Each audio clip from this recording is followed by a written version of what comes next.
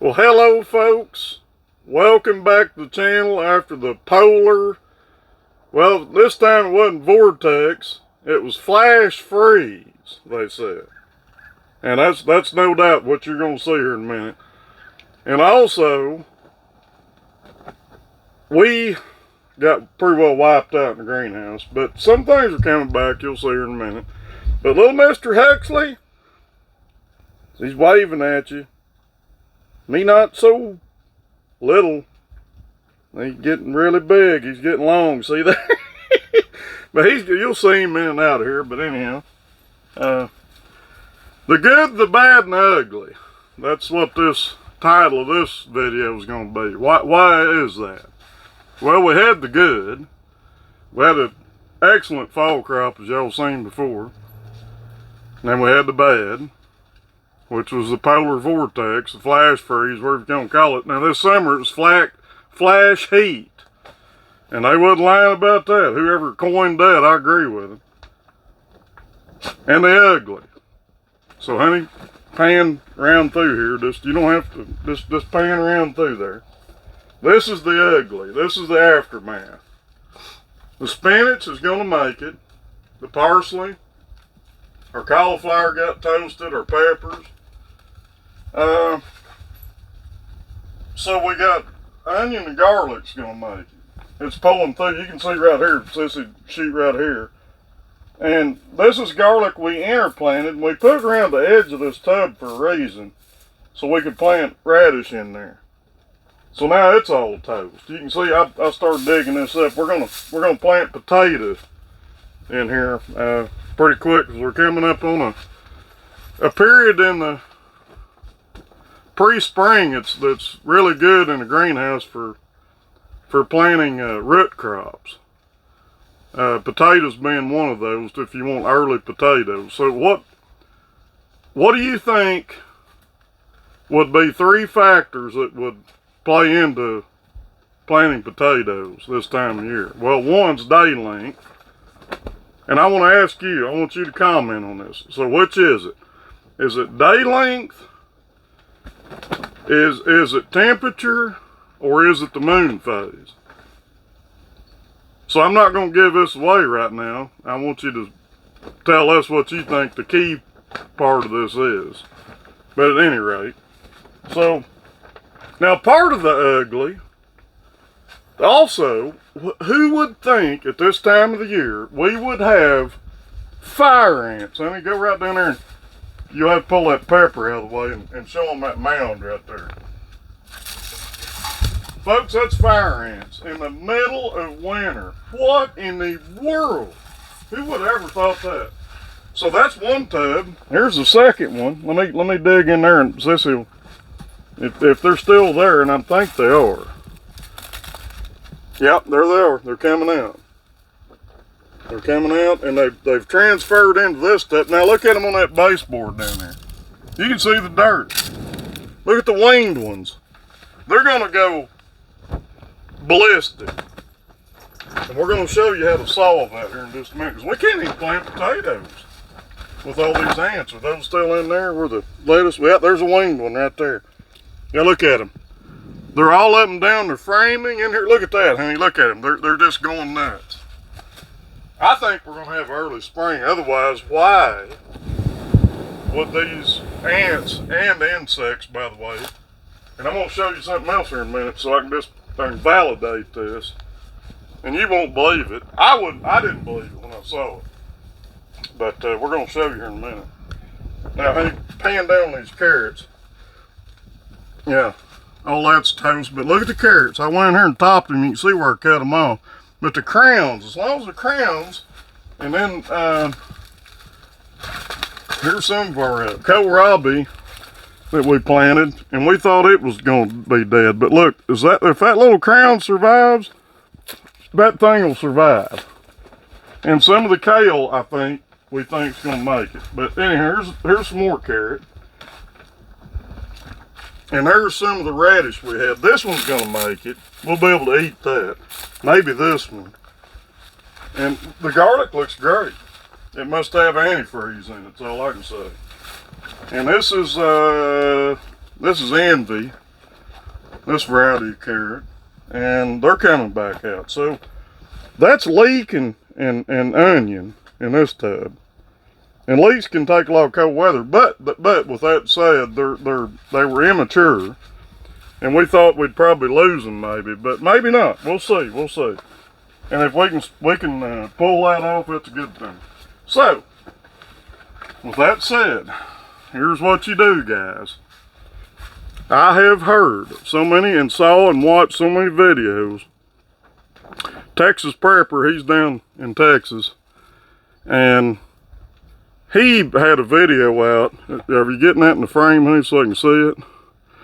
Now, Taro, this company, this brand, makes two different ant baits. One of them's powder that we tried, and it totally didn't work, so don't waste your money on it. Now, this liquid works great, so we're going to show you here in a minute. So here's what you get. Now, see, it comes in a vial. Now, here's what they recommend you do. You got that in frame, honey? Okay. So I'm going to lay it down. This is what they recommend. So you twist this back and forth and break the tip off, and you let them go in and feed, and they go back to the nest. With fire ants, we're going to show you how to do this in just a minute. And so you'll see how we do it. And we tried 3 or 4 different brands of ant killers. Now, here's the difference, okay? You can take borax and sugar and kill a lot of ants. Household ants, wood ants, you name it. They're your general ants. But now with fire ants, it's a different story. So you have to kill the queen. So that's how this works. When they take it down to the queen, they feed it to her. And you'll see that mound of that ant mound over at Sissy just showed you by that old pepper plant. Within 3 days, that thing will collapse with taro. We can't plant potatoes. We can't do a lot of things out here because we don't want to get eat up by fire ants, right? So where they at now? They're all down. Yeah. See, they're producing new queens. That's what that is. They're going to fly all over the place. And they survived through that storm in here in these tubs. We didn't even know they were here, actually. Now, we knew something was up right before that storm. We saw mounds. But now we're going to show you how to do this. So I'm going to put one right here. So, Sissy, you're going to have to... Now, see, I snapped that right off. What you want to do, you don't have to worry about them coming out and stinging you. Just push it right down the soil. As that thing releases down there, they get it a little at a time, even if the soil plugs it off. No big deal. And they will take it back to queen, like we said, and they will feed it to her. And this colony will collapse. Now, I'm going to put some right here. I'm not even going to poke that one down there. I'm just going to cover it, backfill it. That's all you need. That's all you got to do. How simple is that? No mixing, no spraying, none of that. So let me get one more. I'm going to put it in this other tub where the peppers are. And we're going to take care of this problem. Because look, guys, you saw. If we don't get ahead of this, we're in trouble. They'll have every tub in here will be full of fire ants. Who would have thought? After this polar blast, it killed all of our fall crop. Who would have thought you got to deal with insects this time of year? I've never seen this. So we got more extreme weather coming, I promise you. In fact, tomorrow evening after 4 p.m., there's severe thunderstorms will build east of us, go into Texarkana, and down in that region. I mean, here it is. We're the first year, and what's happening? All right, so you want to come over here and let them see what I'm going to do right here. Now this nest will probably be just a little violent because they're not used to being dug up. Let's see if they're there. They got to be. I haven't seen any yet. Wow, really? Honey, there's nothing. You think they all took off out of here and went everywhere else? I don't know. I'm gonna put one in here because I think there's still some there. So we'll just nip that in the bud before it ever happens. Here's our parsley. Now it died back pretty bad. This stuff will take extreme cold. Otherwise it wouldn't be coming out, so we're gonna have parsley. But man, we lost a lot of radish, we lost lettuce, and which we picked, we stripped our lettuce, so that's a good thing. But hey, we're not the only ones. I'm not playing the pity party here. There were people all the way down into Georgia, Mississippi, you name it, that got wiped out. Excuse me. Man, I hope I'm not allergic to ants, but at any rate, our spinach looks, it's a little burnt, but it's going to come out. And here was our arugula, and it was really kicking out a lot of greens, and look at it, it's just collapsed. I don't think it's coming back. That's all right, we'll replant it. But that's my point of this right now. We're going to replant a lot of stuff. I mean, switch my spots, and I'm going to get over here real quick. And now, this is potato. Can you guys see these? That's potato. Look at the sprouts on them. They're ready to go. There's some Yukon Golds, some red ones. This is store-bought potatoes, guys. And the reason I'm pointing this out is if you got potatoes that are sprouting, don't throw them away. Plant them. And here's the other thing I need to stress to you guys. Even among seasoned growers, here's some russets. These are kind of old, but look at the sprouts. We'll be able to plant those. I'm not a big russet fan, but I'll plant them. But here's what I want to stress. You think it was bad this year? Wait till this next year. If you don't get into growing your own food and get with people that want to grow food, you're better off in a community that'll help you, because you can't do it all.